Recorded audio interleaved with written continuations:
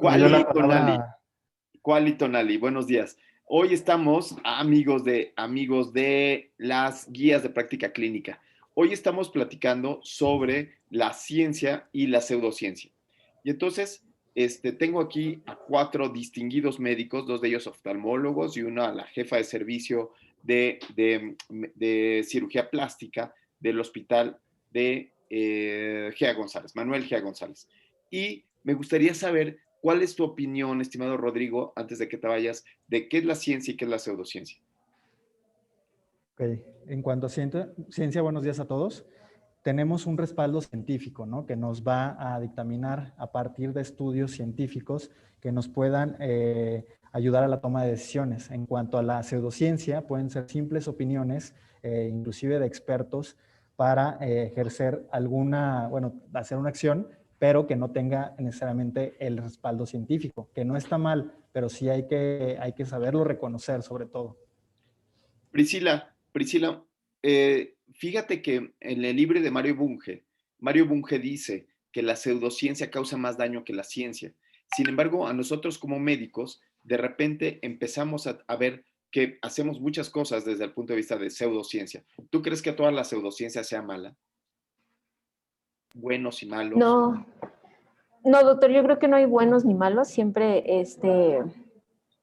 pues a veces la llegamos a utilizar con el fin de atender al paciente y cuando a veces, precisamente como lo comentábamos hace un rato, cuando no hay un respaldo, cuando no hay evidencia, pero el paciente está enfrente, algo le tenemos que resolver.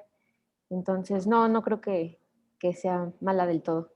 Sí, entonces yo creo que el secreto de la pseudociencia es tener los ojos bien abiertos para saber qué es pseudociencia y quizás ahí sean los momentos en donde yo pueda proponer nuevas hipótesis, ¿no? Entonces, yo creo que para nosotros es una luz roja que nos debe de poner, que tenemos que prestar atención.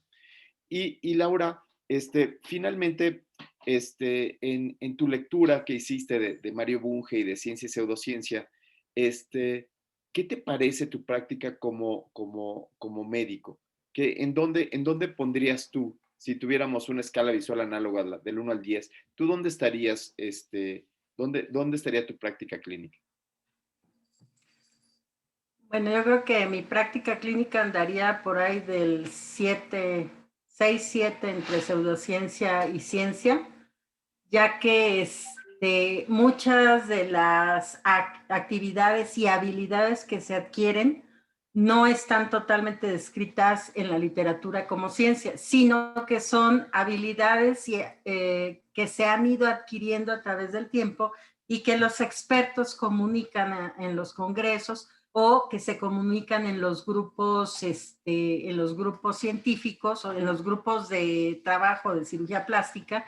Y entonces, mira, esto me ha ido muy bien, esto no nos ha ido bien, esto lo dejamos de hacer porque tuvimos muchas infecciones, pero no tiene un estudio controlado, aleatorizado, ni una cohorte bien seguida, como para decir, sí, efectivamente, los pacientes que les pones este tipo de material siempre van a tener extrusión. O sea, por ejemplo, cuando estaba haciendo yo la residencia en cirugía general, lo que veíamos era que pues todos los puntos de cera que ponían prácticamente todos hacían granulomas. Entonces, nosotros en base a lo que veíamos de plástica, que les gustaba mucho más el nylon no hace granulomas. ¿Y por qué la seda sí hace granulomas? Bueno, pues porque da reacción. No hay un estudio que demuestre que la seda haga granulomas, pero se dejó de usar porque Claro. dejaste de tener granulomas y pues mejor pasas a algo que no te causa reacción. Claro, Y, fíjate que el doctor Feinstein, Lau, perdón que te interrumpa, fíjate que el doctor Feinstein decía que había muchos estudios en donde había n igual a 1. Y un ejemplo que yo te quisiera dar de n igual a 1, en donde un solo caso hizo que cambiáramos nuestra manera, fue cuando vino el descubrimiento de la penicilina. En el descubrimiento de la penicilina, los niños que tenían sepsis, entonces no se podía hacer un ensayo clínico porque apenas estaba entrando la penicilina. Y desde el primer niño que se le puso a penicilina, desde ese primer niño que tuvo una mejoría rápida, ya los demás no lo pusieron. Porque también hay que ver un poco de ética de los principios éticos que pudiera haber entre uno y otro. Pero, ¿qué te parece si vamos de lleno a la presentación, estimada Laura? ¿No? Ok. Tú vas a quedar como representante de todo el equipo, ¿no? Entonces, yo te ayudo. ¿Qué te parece si vamos una a una? Tú me dices. Sí. Lista. Bueno, ese es los temas, que es la diferencia entre ciencia y pseudociencia. Ejemplos clínicos de acciones basadas en evidencia y de acciones basadas en creencias. La utilidad de la ciencia en la toma de decisiones y otros ejemplos clínicos. Excelente. Entonces, lo que vamos a ver en esta presentación es todos estos conceptos, y lo primero que queremos centrar la atención de los estudiantes que escuchen esto es que en medicina ni todo lo científico es bueno, ni todo lo pseudocientífico es malo, sino que hay un equilibrio entre uno y otro. Entonces, hace ratito estábamos hablando con David, que entró a operar ahorita, en donde dice, no se sabe por qué la mano de un cirujano puede cambiar el pronóstico de un paciente. ¿Cómo hay manos mágicas? ¿Cómo hay cirujanos que tienen capacidades y visiones distintas? Y entonces, eso es pseudociencia, estimada Lau, ¿no? Eso no se puede repetir, ¿no? ¿Tú qué opinas de esa parte que decía David? Lo que pasa es que definitivamente si no está todo 100% descrito, o sea, no está escrito en la literatura, pero es de conocimiento médico. Y como son habilidades específicas y muy hacia un tipo de procedimiento, no todos saben operar labio y paladar, no todo mundo sabe operar, o sea, yo hago cirugía craneofacial y somos muy pocos los que hacemos cirugía craneofacial. ¿Por qué? Porque requiere muchos años de entrenamiento, muchos años de estudio y no necesariamente escrito y avalado por la ciencia. Y entraría dentro de la parte de pseudociencia. Muchas de las técnicas quirúrgicas entran, pero es una pseudociencia con bases. Claro, o sea, no toda la pseudociencia es como estos pregoneros que están mandando hidroxil, ¿no? Están mandando ivermectina, aún a pesar de que ya está el estudio científico, sino más bien como que tiene más bases científicas, ¿no? Ok, entonces pasemos a la primera diapositiva. Bueno, el primero en hablar de ciencia fue Francis Bacon. Él es del siglo XVI, de 1561 a 1626, y lo que él comunicaba como ciencia es el saber objetivo, comprobable, sujeto a la lógica y a la razón. Entonces, pues fue la primera definición de lo que es ciencia. Entonces, yo creo que, por ejemplo, esta ciencia que describe Francis Bacon, en donde el objetivo es el saber, en donde no se muestra el método científico que tenemos hoy en día, sino que tiene este método científico que tiene muchísima razón, que tiene mucha fisiopatología, que tiene mucha lógica. Entonces, es quizás algo de lo que hacemos en la clínica. Y te voy a decir yo, por ejemplo, como neonatólogo. Entonces, como neonatólogo, no hay estudios para neonatos. O sea, no tenemos el uso de dopamina para la cardioplegia en neonatos. No tenemos ensayos clínicos del uso de antibióticos en neonatos, pero utilizamos la lógica, donde decimos ya se ha utilizado en otros lados y ha funcionado bien. Tenemos la fisiopatología y el conocimiento y la razón para llevarlo a cabo. Pero además de todo, tenemos la práctica.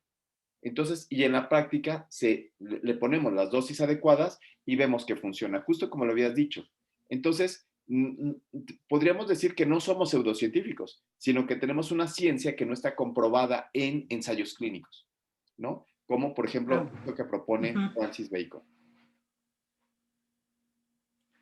Ahora, Isaac Newton, a mediados del siglo XVIII, él marca las bases de lo que es el método científico, que había que hacer la observación, la experimentación, la medición, las hipótesis, la reproducibilidad del trabajo, la revisión por pares y la publicación de resultados. O sea, pues prácticamente son las bases del método científico. Él ya es el papá del método científico, ¿no? Entonces, Sir Isaac Newton ya pone, ya dice, se tiene que publicar, se tiene que reproducir, tiene que tener estos espacios en donde primero tengo que tener una hipótesis.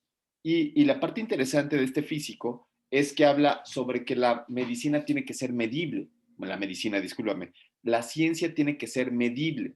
Y en esto es donde de repente empezamos a tener problemas en la medicina, ¿no? Hay cosas que no son medibles. No sé si pienses tú igual que yo, estimada Lau. ¿Qué cosas no son tan medibles en la medicina? Que son difíciles de medir, las cuestiones psicológicas y todo eso, ¿no? Y del desarrollo y de habilidades. Es difícil de medir porque no, ¿cómo tienes un parámetro de cuál es lo correcto? Entonces, pues se tienen que hacer así como que escalas o algo así para poder medir, pues cuál es el desarrollo normal de un niño de 2 años, 5 meses, ¿no? Y hay que ver entonces muchas cosas, el entorno de los niños, el entorno de la familia, si el niño fue prematuro o no fue prematuro. Es difícil de medir, o sea, yo creo que ahí está, no es que no sea medible, sino que está complicado para medirlo. Yo te paso al costo otra. Por ejemplo, las habilidades de un médico. Por ejemplo, ¿cómo le llamas experto a un médico? Entonces, recuerda que estamos en el mundo de las guías de práctica clínica. Y de repente las guías de práctica clínica le vienen y te dicen que fulanito es el experto. ¿Cómo sabes que es experto? Probablemente es experto porque dices, ha operado mucho en esa área o tiene muchas canas, ¿no? O ya pasó muchos años al lado del maestro, pero no tienes un aspecto claro para poder medirlo, ¿no? Para poder decidirlo, ¿no? Entonces, estos expertos de repente llenan los escenarios, estos expertos llenan los lugares, pero no sabemos si son expertos porque es difícil de medir, ¿no? Sí, y pueden ser expertos porque hablan mucho y no porque realmente sean expertos. Que ese sí es un gran problema, ¿no? Son buenos para hablar, pero eso no es la realidad, ni es o sea, ni son realmente los verdaderos expertos. Sí, en Harry Potter hay una parte en el libro del prisionero de Azkaban en donde el que más hablaba era, no hacía hechizos de manera adecuada y todo se lo había robado, ¿no? Entonces, he aquí cómo deberíamos los científicos intentar combatir ese nombre de expertos, ¿no? O sea, intentar combatir a los expertos y decir, lo que queremos ver son los experimentos, los resultados de los experimentos o las mediciones que se tienen. Y después viene esta otra parte de la reproducibilidad y quisiera, Lau, que te concentraras en reproducibilidad y guías de práctica clínica. Sí, o sea, reproducibilidad es que si, o sea, algo que está publicado se puede hacer en todos los sitios, o sea, digamos que si yo lo leo, lo reviso y hago los pasos iguales, tengo un resultado similar. Esto quiere decir que está, o sea, que tiene unas buenas bases, que tiene unas buenas indicaciones, que tiene buenas mediciones y que me permite a mí hacerlo dentro de mi actividad, o sea, usando las mismas bases. Cuando alguien te dice, es que en mis manos es el único a que sale bien este procedimiento, quiere decir que ni siquiera te está diciendo lo que está haciendo. O sea, no es en sus manos, es que está escondiendo alguna parte de la técnica o con un caso lo está generalizando. Tiene un caso bien y dice que tiene 100 casos bien. Eso es muy común. Sí. Y la verdad es lamentable. Si yo aquí en esta parte de la reproducibilidad y guías de práctica clínica, a mí lo que me parece es que cuando uno da una recomendación, tiene que tener como base varios estudios que hayan demostrado lo mismo. ¿Por qué? Porque de repente puede haber cosas muy novedosas. Y entonces, en estas cosas muy novedosas, solamente se presentan una vez y ya no se presentan después. ¿Por qué? Híjole, pues por ejemplo, podemos poner los ejemplos de la vacunación. En la vacunación se requirió que los estudios fueran multicéntricos en muchos lados porque probablemente la respuesta inmunológica que tenga la vacuna no era tan buena en algún lado o en otro debido a la susceptibilidad que pudieran tener. Entonces, por eso se tenía que ser reproducible en muchos otros lados. Entonces, una guía de práctica clínica debe de tener estudios que tengan esta parte científica de reproducibilidad y no irse nada más con lo primero que les viene en mente. Y que cuando se hable solamente de la experiencia, entonces sea única, se tiene que mencionar que esto es la experiencia que no está mal, ¿no? Que ya dijimos que no está mal y se tiene que mencionar. Ahora viene esta última parte de revisión por pares. ¿Qué es eso de revisión por pares? O sea, para que un artículo, un trabajo puedas decir que es científico y que lo puedas calificar, lo tiene que calificar alguien que haga lo mismo que tú. Porque si lo califica alguien que no tiene o sea, que no maneja el mismo tipo de pacientes, no va a darse cuenta o no va a poder detectar los errores o las sesgos de este trabajo. En cambio, si está revisado por pares, los pares conocen el tema, conocen cuáles son los sesgos y los encuentran más rápidamente o centran los puntos. Este es el punto más importante de toda la presentación de todo el artículo. Por eso sí es importante la revisión por pares. Esos son los pros de los pares, ¿no? Ajá, pero yo te voy a platicar. ¿Los contras? Sí, yo te lo quiero platicar de los contras. Entonces, Sí. las revistas científicas hablan de revisión por pares, pero para decir que alguien es par de otro, tendría que ser, como lo dijimos antes, medible. Y no hay una manera de medir quién es el par del otro. O sea, ¿quién podría ser el par de Laura en el mundo para que pueda hablar de las? Y entonces, lo que ha sucedido es que se han rechazado algunos artículos en donde los pares han dicho, no, este artículo no es bueno. Incluso en las comisiones nacionales de investigación, se han rechazado estudios. Cuando después de pasar los años dicen, ay, qué barbaridad, lo rechazamos. Las revistas rechazan artículos que son publicados tiempo después por otros lados y se descubren cosas muy, muy interesantes. Entonces, he aquí que de repente la revisión por pares, al no ser medible el par, puede llegar a tener distintos problemas. Ahora, sí, eso es, también pueden entrar otros factores, ¿no? Envidias, discriminación. Ah, ¿por qué es mexicano? No vale. porque No, es mujer, no me vas porque a es creer, mujer. pero hay artículos que hablan de que si es mujer, tarda más tiempo en publicarse en los artículos que si es hombre, ¿no? Entonces, o el puro nombre. Entonces, si te llamas con un nombre sajón, puede ser que tengas más posibilidades de que te publiquen en una revista sajona o incluso en una nacional. Entonces, he aquí que sí, efectivamente, que debería de estar completamente cegado para ver quiénes son los autores. Pero después viene esta parte de aquí que hablabas tú mucho de la importancia de la publicación. ¿Qué te quiero decir yo de la importancia de la publicación?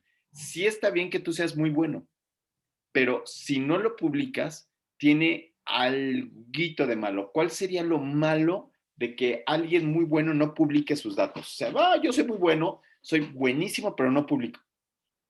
Sí, es que si no publicas tus datos, nadie se puede enterar de lo que estás haciendo. Entonces, tu ciencia va quedando ahí escondida en tu hospital.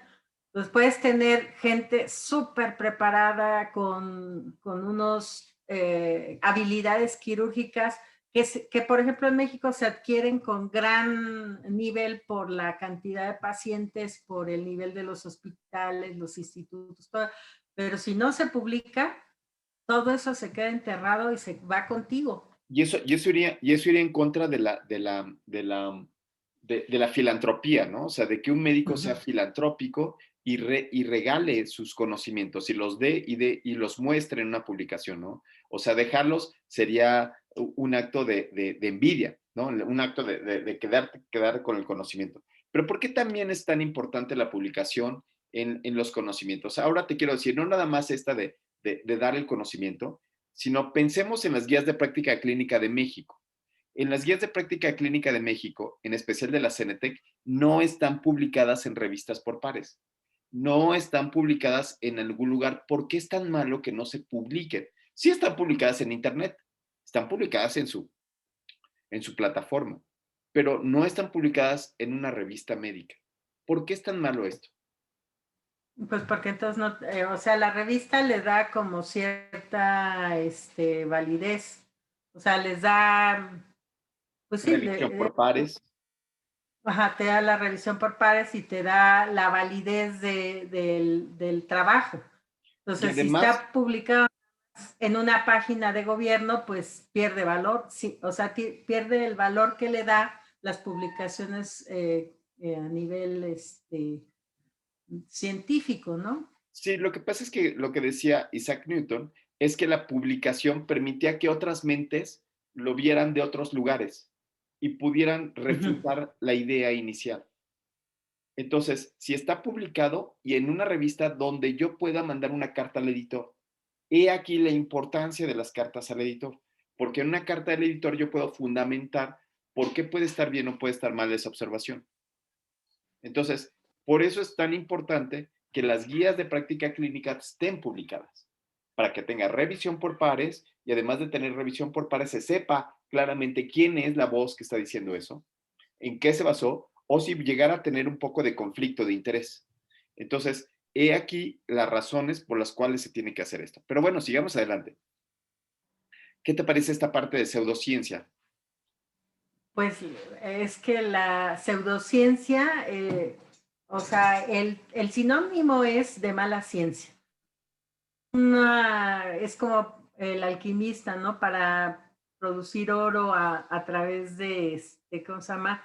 De alguna otra sustancia, ¿no? Algo mágico, algo que no tiene ninguna base científica, sino que son creencias, o sea, está basada en la creencia, en las ideas religiosas más que en algo medible. Y por ejemplo, cuando lo comparamos con Isaac Newton, la diferencia de uno con el otro es que en una se publica cosas medibles y la otra no. O sea, la gran diferencia es lo publico o no lo publico. Y lo publico con las reglas que dijo Isaac Newton, donde yo tengo que poner mi conocimiento para que otros lo valoren, no nada más yo, ¿no? Y, o no, o sea, o yo digo, así lo hago y yo tengo mi metodología y yo tengo mis datos Y en mis manos, así que... y en mis manos así queda. Y yo le recomiendo que le den a los pacientes acitromicina. ¿Por qué? Porque creo que está bien. Porque Porque tengo 178 pacientes y a todos les ha ido muy bien. exacto. ¿Y a qué te dedicas? No, pues soy cirujano plástico. Ah, está bien. Sí, sí, Ah, perfecto. estamos en contacto. Sí. Estamos en... Sí. Bueno, la pseudociencia es aquel argumento o declaración que supone un hecho, pero no se encuentra comprobado acorde a los métodos científicos. Y puede referirse a supuestos, a hechos falsos, a fraudulentos, como por ejemplo de que te venden el inmunocal para para quitar todas las enfermedades y Sí, resulta que viendo la fórmula de inmunocal, pues es leche nada más que fea porque es es proteína derivada de la leche muy especificada. Entonces dices, bueno, en las malestares y no sé qué tantas facultades le atribuyen. oye, Y hablan, ajá, perdón, hablan y perdón. hablan y hablan y arman todo de palabras mezcladas entre ciencia y, o sea, toman palabras de la ciencia para fundamentar sus mentiras y se basan en engañar a la gente que no sabe de lo que le están diciendo. Ay, sí, suena muy fufurufu. Y se lo creen.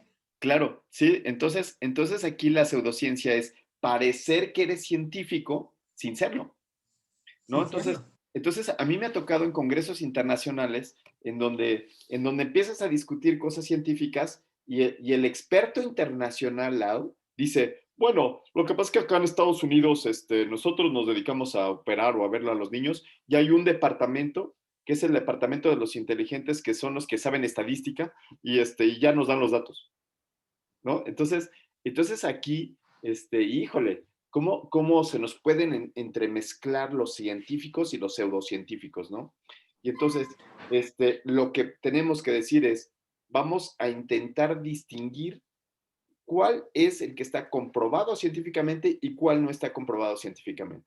Entonces, quizás en una guía de práctica clínica, lo que tengamos que tener es información científica e información pseudocientífica, ¿no? Entonces, si le dijéramos información científica, pseudocientífica, a mí me gustaría más en una guía de práctica clínica para que digan, bueno, pues esto quién sabe, lo voy a tomar, pero no lo sé. Pero si te dicen es una recomendación, ¿tú qué dices? No, recomendación lo sientes como indicación. Exacto. O sea, la palabra está equivocada. No es una recomendación, sino que algunos expertos o algunos grupos les gusta o están de acuerdo con este término, pero no es una recomendación porque eso es una obligación. En español creo que ese es el problema en la traducción. Pero ¿qué te parece la palabra real de eso que acabas de decir? La palabra real de algo que no se encuentra comprobado de acuerdo al método científico, sino que está comprobado mediante otros métodos, mediante el método del me late, mediante el método de a mí me ha funcionado, mediante el método de mi experiencia, en realidad debería de ser puesto como pseudociencia y no está mal. No está mal decir, oye, pues esto es lo que hay y yo te puedo ofrecer lo que tengo. No puedo ofrecerte más de lo que tengo.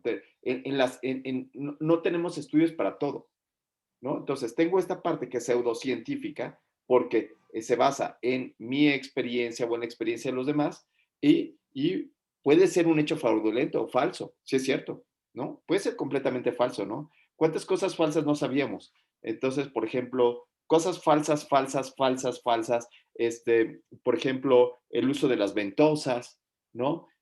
Cosas falsas podrían ser, por ejemplo, el uso de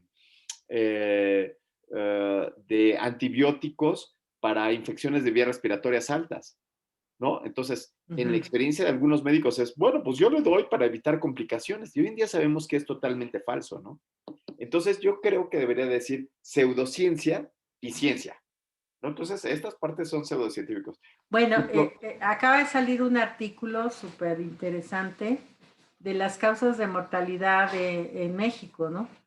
Y dentro de las cosas que me llamó la atención es que los pacientes que recibieron oseltamivir tienen un mayor tasa de mortalidad y aparentemente es porque el oseltamivir no es tan específico para el virus, sino que afecta toda la función celular y a lo mejor en esto esté relacionada que aumenta la causa de mortalidad.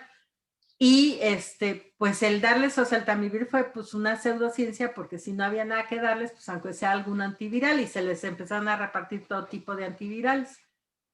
Pero sí es sistemático que todos los pacientes que murieron cuando recibían oseltamivir tienen un porcentaje más alto de funciones.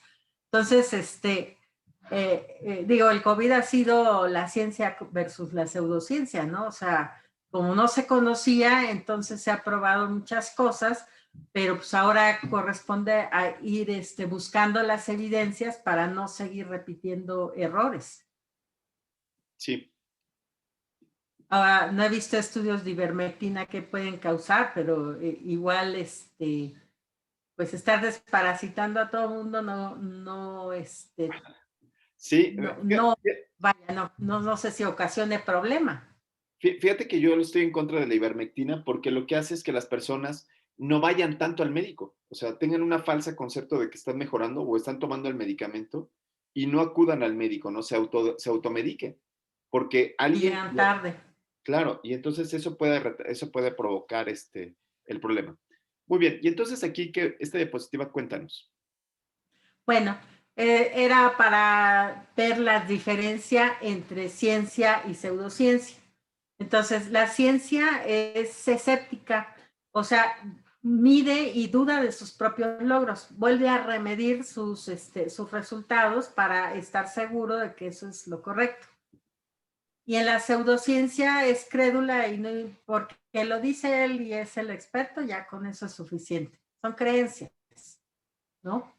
La ciencia busca la reproducibilidad de los resultados, o sea, con el método que yo te doy, tiene que haber el mismo resultado en diferentes poblaciones y en diferentes grupos. Y la pseudociencia, pues te habla de, no, es que en mi experiencia le va muy bien y siempre hablan de, a mí me fue maravilloso con este chocho o con este medicamento, ¿no?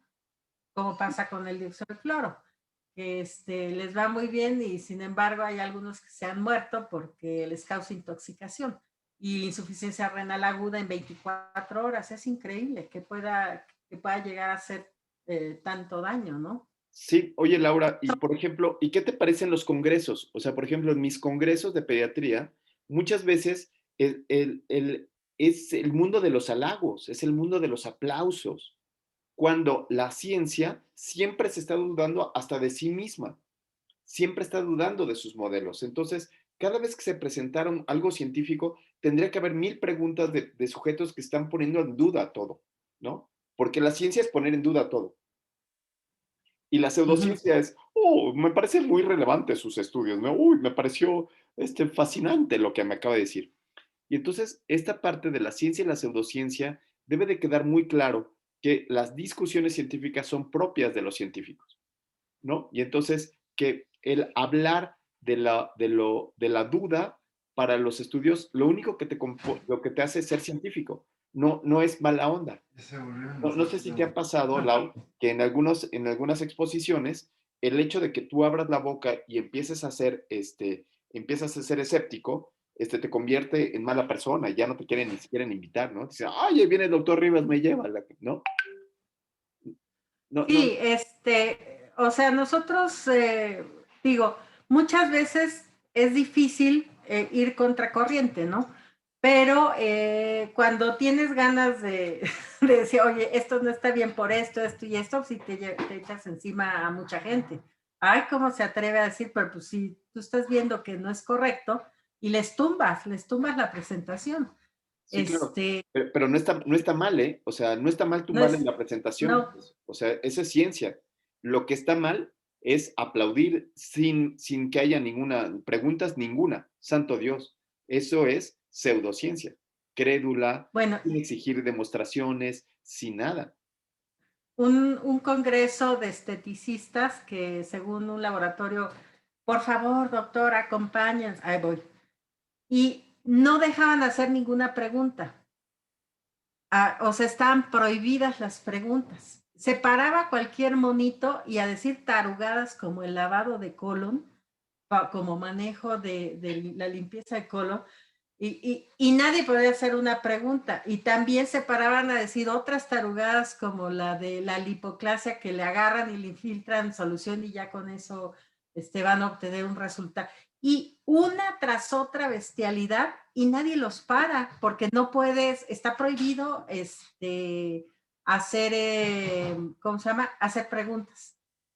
Y dices, bueno, ¿cómo es posible que esto nadie lo para y es una pseudociencia y había 2000 médicos? Claro, y es pseudociencia porque además parece un congreso científico, ¿no? Hay 2000 Ajá. médicos y de los 2001, El negocio de estos congresos es que como cobran por la entrada, pues 2000 por 5000 o 2000 de entrada, más lo que pagan los de las casas comerciales, la lana está en hacer el congreso. No importa que sea basura lo que está dentro del congreso, pero el dinero lo sacan de hacer efectivamente esos eventos. Y eso es pseudociencia y debería de estar regulado.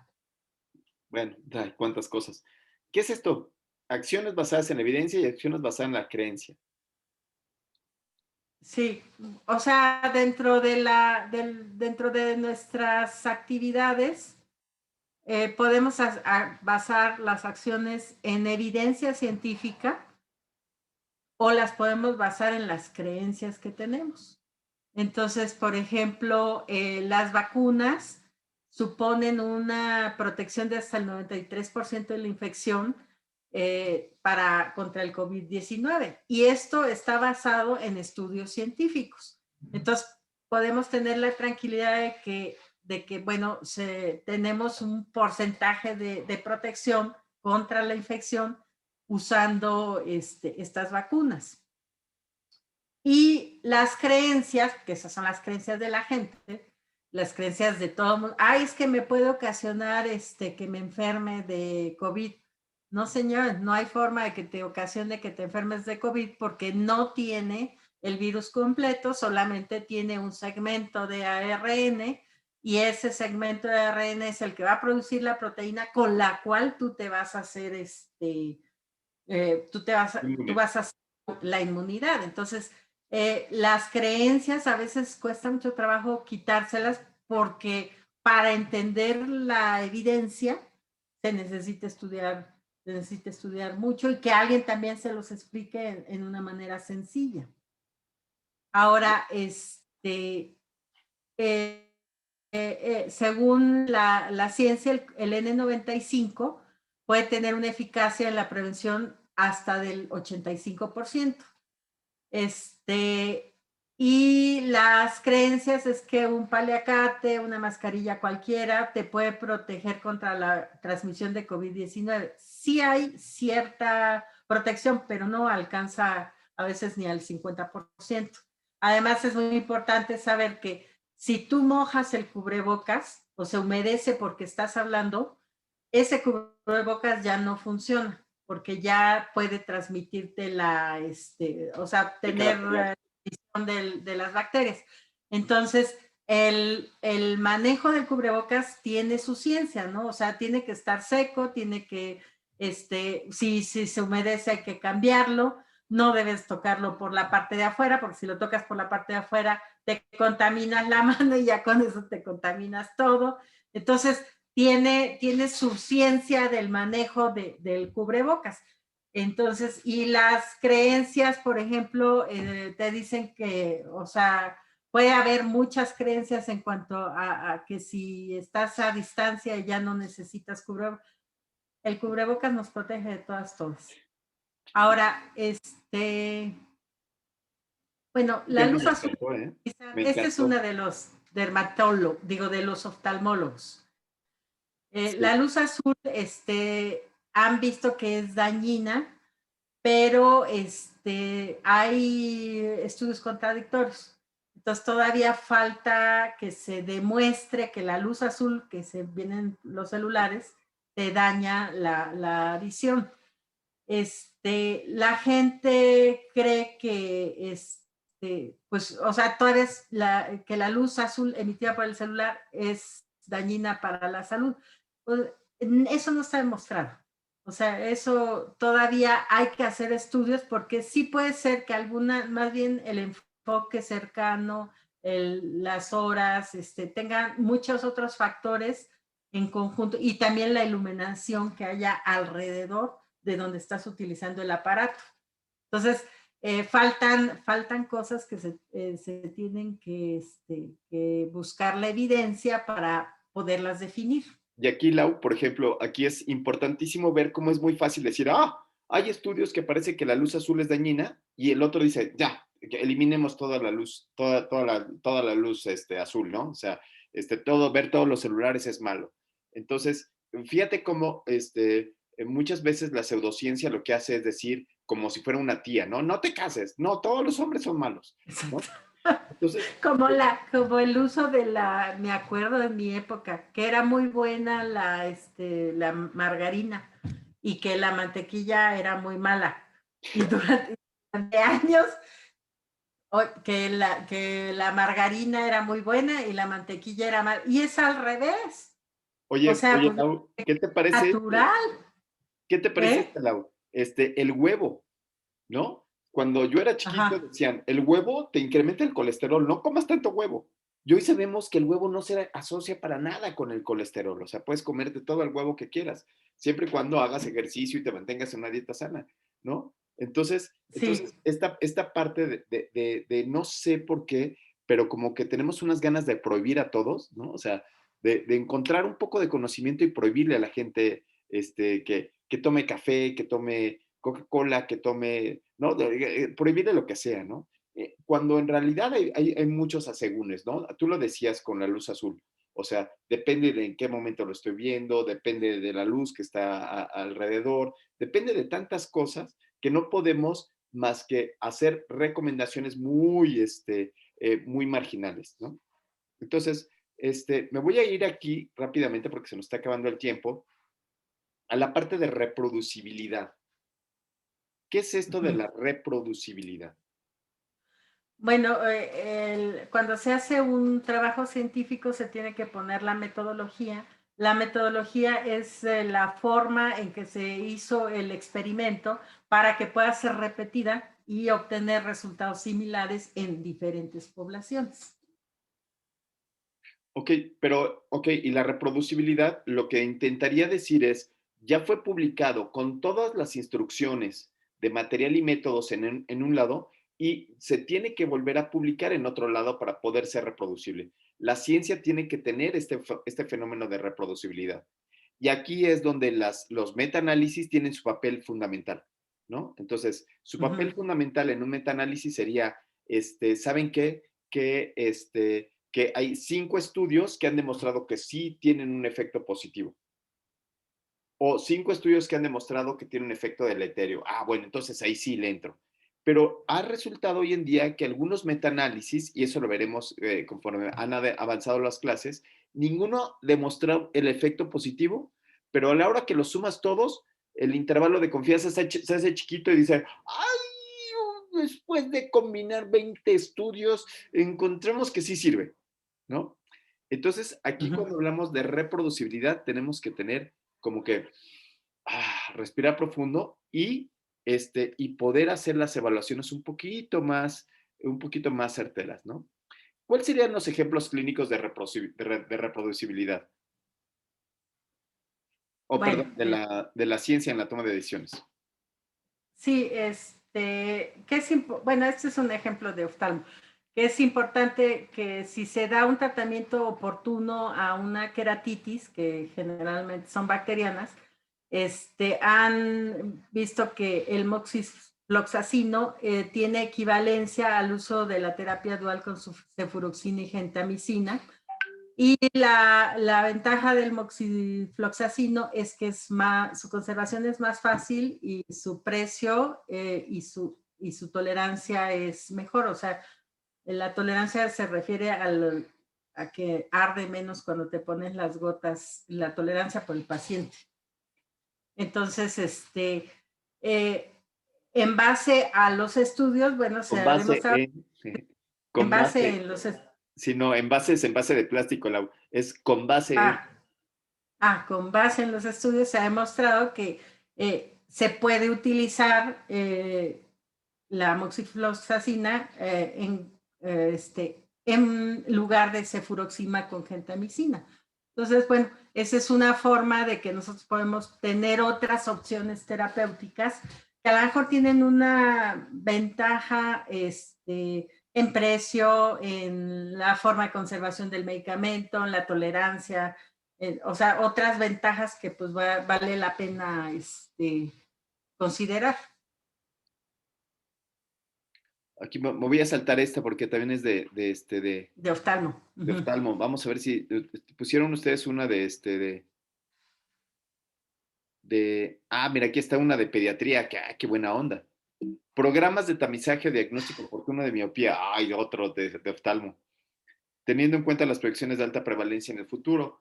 Ok, esto podría ser pseudociencia, porque de repente fíjate que estas partes de tamizaje, requieres una población tan grande, Lau, que para poder decidir Ujú. si es útil o no útil las cosas de tamizaje, con una prevalencia tan baja de la enfermedad, entonces nos ha puesto contra la pared, nos ha puesto contra las cuerdas, porque tenemos que tomar decisiones. Y entonces la decisión es, mira, si es tan barato, no le pasa nada al bebé, entonces las opciones de tamizaje son buenas. ¿Por qué? Porque podría prevenir cosas a futuro. Por ejemplo, en este caso, la miopía, ¿no? Teniendo en cuenta que la miopía está presente en tantos sujetos, bueno, luego entonces podemos llevarla a cabo, ¿no? Entonces, yo creo que entender qué es científico y qué es pseudocientífico ayuda mucho. Ayuda mucho porque podemos explorar muchas cosas. Tú lo decías muy claramente hace ratito, estimada Lau, y lo que decíamos es que te permite eh, encontrar tierra que es nueva, ¿no? Encontrar nuevos horizontes en donde prácticamente todo está por escribirse, ¿no? Entonces, ni todo es malo en la ciencia, ni todo es malo en la pseudociencia, ¿no? Ok, muy ¿Sí? bien. Entonces, Sí. esas serían mis conclusiones. Mis conclusiones no es que sea bueno o malo, sino que hay que hay que tener los ojos muy abiertos para poder decidir cuál es uno y cuál es el otro. Y Yo dividiría la pseudociencia en dos. Pseudociencia para los que hacen magia, o sea, las creencias, y ciencia no comprobada para la otra ciencia. bueno, O sea, ciencia no comprobada es pseudociencia. Sí, ¿no? sí, Sí, es un pero no problema. es lo mismo que una creencia de que, ay, si le rezas al ángel vas a tener este efecto, pues no. O sea, Bueno, nada que ver. sí, Es, sí, claro, sí te entiendo. o Pero que te vendan, que, estás malo del hígado, te implantamos un cachito de hígado de bacalao. momificado para que con eso te compongas. O sea, Este, eso es pseudociencia. te O doy es metformina para que se te quite la hepatitis grasa. muy diferente a que sea una ciencia que le falta comprobación, pero que está, o sea, con razonamientos y algunas bases científicas, Sí, ¿no? el gran problema, Lau, es que este, solamente hay dos carriles. Y entonces el carril Ujú. del método científico, el método científico tiene estos apartados que hablaba Isaac Newton. Y entonces todo lo que no entra en ese carril entra en el de pseudociencia. Entonces, Ujú. híjole, pues en pseudociencia hay una escala de grises que van desde creencias mágico-religiosas, que no están mal, sino que pues, son creencias, ¿no? Cada quien tiene derecho a creer como ser humano, ¿no? O sea, tú como ser humano no estás aislado y terminas creyendo. Terminas creyendo en el amor, terminas creyendo en la familia, terminas creyendo en Dios o dioses o en tu pareja, ¿sí? Y son creencias y no pasa nada. Pero el problema tendría que estar en la recomendación que yo hago como científico sin poder discernir en qué es científico y qué es pseudocientífico. Y aquí es el punto Ujú. básico de las guías de práctica clínica y aquí está la tarea, ojo, que aquí está la tarea para la Sí, próxima clase. La tarea para la próxima ok. clase es que vamos a leer una guía de práctica clínica que yo espero que tú me regales, Lau. Si tú tienes una guía de práctica Sí. clínica que a ti te llame la atención, lo que vamos a hacer es que todos la vamos a leer y vamos a decir qué parte es científica y qué parte es pseudocientífica. Ujú. Entonces vamos a intentar discutir por qué es ciencia y por qué es pseudociencia en una guía de práctica clínica. Y la vamos a leer Tengo, todos juntos.